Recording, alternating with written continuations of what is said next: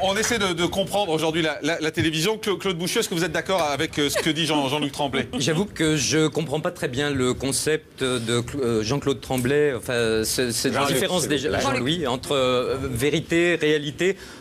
C'est peut-être, il y a peut-être une différence très subtile chez vous au Québec, mais pour ce qui est de la télé-réalité ici en France, puisque mon livre parle de la télé-réalité principalement en France. Je crois que ce qui est essentiel, ce qu'on est en train de découvrir et ce sur quoi je veux appuyer mon credo, c'est que la télé-réalité, c'est une véritable nouvelle religion. C'est une nouvelle chrétienté. C'est la chrétienté. D'ailleurs, on peut voir à tous les niveaux que la chrétienté est une espèce de chemin sur lequel la télé-réalité est en train de prendre ses empreintes. Alors, il nous reste 3 minutes. Jean-Luc Tremblay, est-ce que vous êtes d'accord avec cette analyse ou pas? Je n'ai pas le goût de jaser là-dessus. Parce que la religion, nous autres, pendant des siècles, on nous a tannés avec ça, puis on a mis un certain temps à s'en débarrasser, enfin, du moins à empêcher que ce soit une emprise continuelle. Alors, si vous avez la prétention que la religion est encore une emprise sur la télévision, alors là, c'est même plus de la réalité. Vous êtes tanné aussi depuis que vous avez brûlé, vos ancêtres ont brûlé Jeanne d'Arc. Moi, je voudrais dire... Attendez. Oui.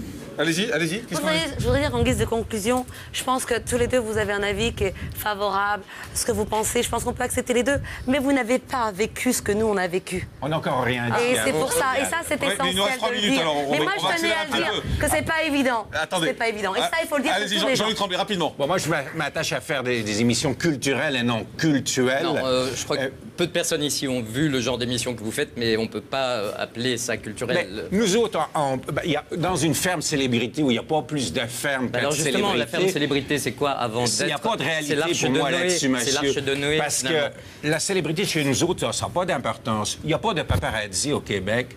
On s'en moque, un chanteur, c'est un chanteur. Moi, j'ai envie des plateaux d'artistes, des gens qui ne sont pas connus. Il n'y a pas de paparazzi parce que ça n'a pas d'importance. Les photographes québécois n'ont pas de talent. Enfin, là, c'est une jour quand même, on peut l'applaudir. Regardez Loana. Je ne sais pas si vous connaissez Loana au Québec.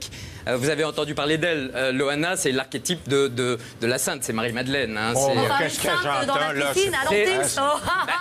C'est le baptême, c'est la confession, c'est le baptême. La scène de la piscine, c'est absolument le baptême. D'ailleurs, Jean-Édouard, personne maintenant n'est contre le fait que... Tiens-toi, bouche de vieille, qu'est-ce que tu nous racontes? Tu nous achales avec ces histoires. Je crois qu'on n'a pas élevé les cochons ensemble. Vous l'avez peut-être élevé.